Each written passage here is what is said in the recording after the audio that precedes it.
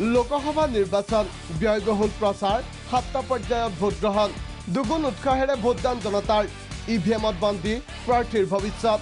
তাৰ ভিতৰত 715 গৰাকী মহিলা প্ৰাৰ্থীৰ ভাগ্য জনতাৰ হাতত ইয়াৰে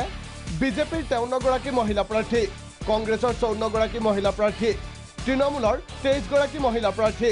বিএছপিৰ 24 গৰাকী মহিলা প্ৰাৰ্থী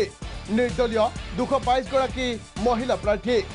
715 গৰাকী মহিলা প্ৰাৰ্থীৰ ভিতৰত ৰায়বেৰেলী কংগ্ৰেছৰ সোনিয়া গান্ধী 2014 জয়ী চণ্ডীগড় বিজেপিৰ কিৰণ খেৰ 2014 জয়ী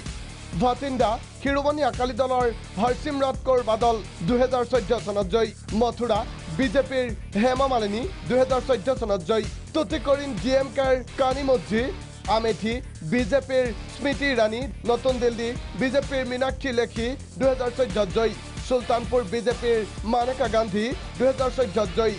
মুম্বাই নৰ্থ চেণ্ট্ৰেল বিজেপিৰ পুনম মহাজন 2014 জয়ী ভূপাল বিজেপিৰ সাধ্বী প্ৰজ্ঞা ঠাকুৰ মুম্বাই নৰ্থ কংগ্ৰেছৰ উৰ্মিলা মাতণ্ডকাৰ পূব দিল্লী আম আদমি পাৰ্টিৰ আতিচিৰ ওপৰত নিবদ্ধ সকলোৰে দৃষ্টি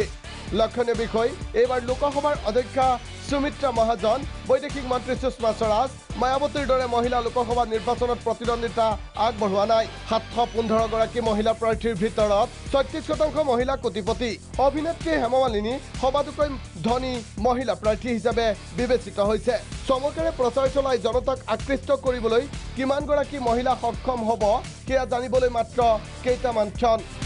নেশ্যনেল ডেস্ক প্ৰাগ নিউজ